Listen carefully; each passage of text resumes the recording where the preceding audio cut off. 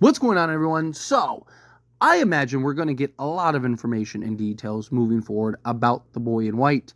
Hopefully it'll be in the next season, season 4. Now, there is talks about there's supposed to be a season 5, so maybe he is still kind of sprinkled in there, and then we kind of get some real ramped up. But I imagine at some point we're going to start really diving into the information and the history and the details here. Right now, you have Jade and Tabitha as characters that remember the past. And so I got to imagine that you're going to flush that out and whatnot. Julie can now story walk. I imagine you're going to flush that out. The man in yellow kind of seems to be the counterpoint to the boy in white, good versus evil. And one of the things that I have always been curious of, right? Obviously, again, we got to start unpacking, like, who's the boy in white? What is the boy in white, right? Like, how do we get the history? Do we find out? Like, is he the first child that was sacrificed? Is he one of the deities? Like, is he like, God versus the devil? And the man in yellow is like the devil? Is it, some, Zeus versus Hades type thing? Is it some, good being versus bad being, right? Like, think of, like, Pennywise, it, and the turtle, right? Like, things like that. Is it a story like that where it's kind of its own thing, and it's kind of like you got creation and destruction and heaven and hell? Is this place a form of hell, right? Like, a lot that we got to start kind of digging through here when it comes to From, and a lot of questions that need to be answered, in particular with the boy in white. But one of the things about the boy in white is we've seen him really choose, like, who does he want to connect with? Who does he want to help? And it's usually been children, right? Like, it's usually been, like we've seen with Victor, right? Victor was the first, like, chosen child, or as far as we know, right? Like, where Victor was the sole survivor, and the boy in white really kind of took a liking to him. And I've talked about how Victor seems almost like protected, right? Like, Victor seems to be either just, he has balls of steel, which very well could be the case given that he grew up in FROMVILLE, or he knows that they just won't go after him, right? And we have evidence of this, right? So, like, when he stayed in the caves all day waiting for Tabitha because the boy in white told him to stay there, we knew all the monsters were there sleeping, chilling. So he's just, like, hanging out in the cave. Like, at any point he could have been eaten and attacked, right? When he goes with his father, Henry, right? They go into the cave. Like, the monsters had them dead to rights. Maybe Victor gets out, but Henry is clueless at that point, right? So he probably has no idea what they can do. We know that they can run now. They easily could have killed both of them. Henry doesn't know how to navigate those tunnels, right? Or that cave, right? So, I mean, they easily could have killed him, and instead they just, keep coming down here. We might have to make you stay. Just keep, like, toying with them, messing with them. You look at, like, Colony House when that was attacked. Like, he wasn't worried about getting him out of there. He's trying to get Julie out, tries to get Julie down, and then gets himself out, and then tries to help guide Julie because Julie's about to head in the wrong direction, right? He could have just been like, good luck to her, and just went the other way. But no, he's constantly put in situations. Tien, right? When she got killed and all the cattle was out and everything, dude, all the monsters are going after everybody but Victor, right? Like, literally, Jade's, like, dead to rights there.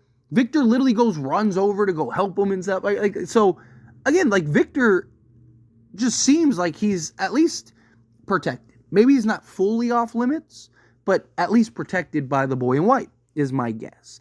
And why is there that connection is my question, right? Like, is it just because, the boy in white is just lonely and just, wants children, kids like himself to play with?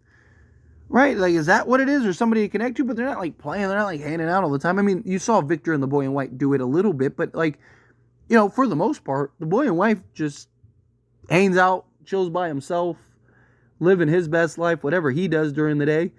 And, Victor and Ethan, who has also been selected, right? Is it possible that there is this history, right? Through... Is it reincarnation, or is it like new iterations, right? Could Victor be the reincarnated version of the boy in white?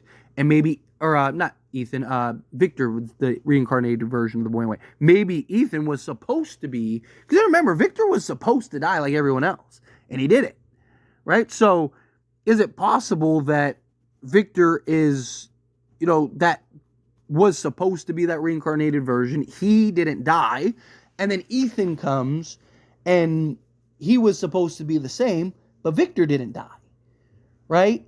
So now you have like two of like the same, which could maybe explain the change of FROMVILLE, why the boy in white is getting older, right? Why he's changing, while the play, because everything started happening when the Matthews family came, right?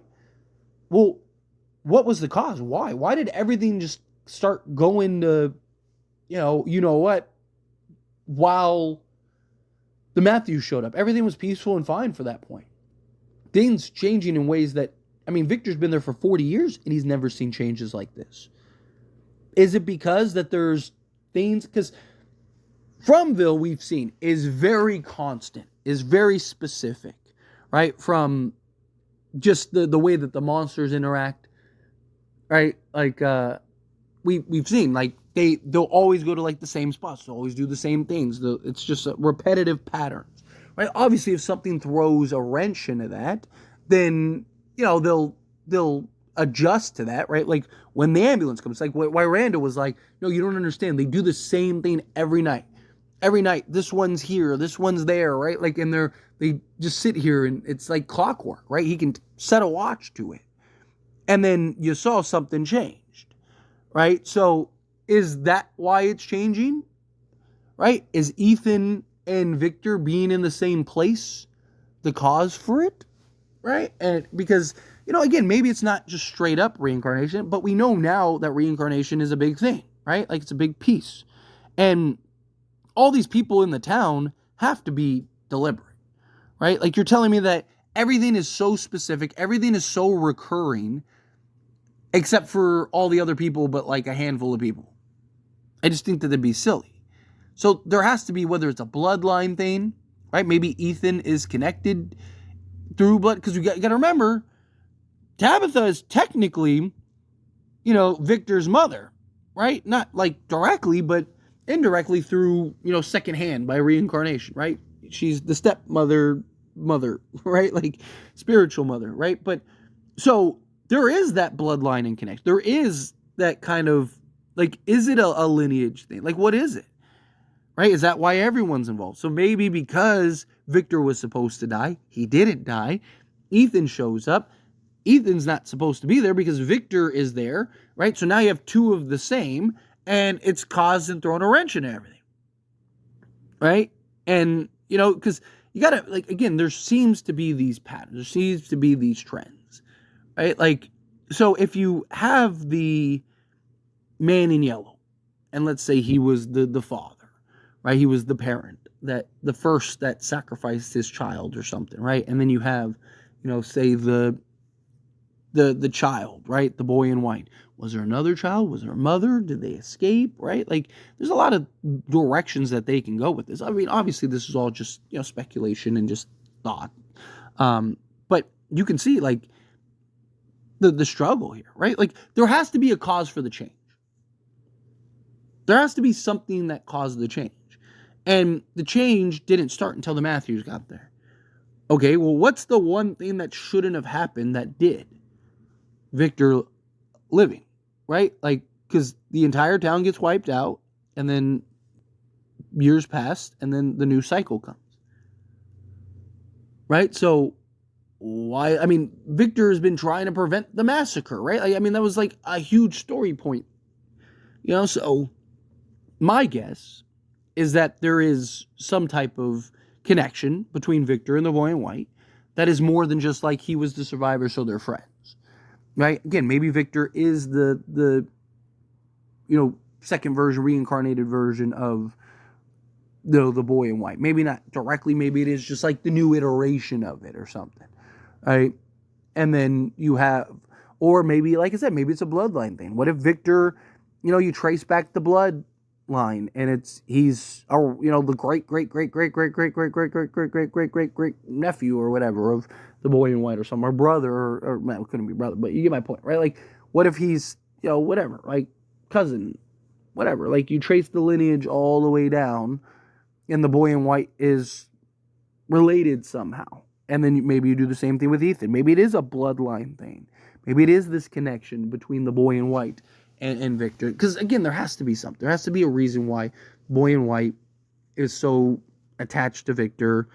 There has to be a reason why this place is changing. And I do think that this makes some sense. But we'll see. Again, a lot to unpack, a lot to unravel. And I'm excited. I'm excited for the next season.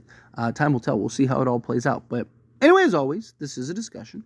Pass question on you. Let me know your thoughts and opinions down in the comments below. What do you think? Hey, Phil, what are your thoughts? Do you like this idea? Do you hate this idea? Kind of mixed in the middle. However you feel, whatever your thoughts are. I'd love to hear it. So let me know down in the comments below. That being said, if you haven't liked this video, hit that like button. Helps me a lot. If you enjoy these types of videos, and I truly appreciate it. Not subscribe to the channel, hit that subscribe button. Turn on the bell notifications. Appreciate y'all. See you in the next one. Thank you.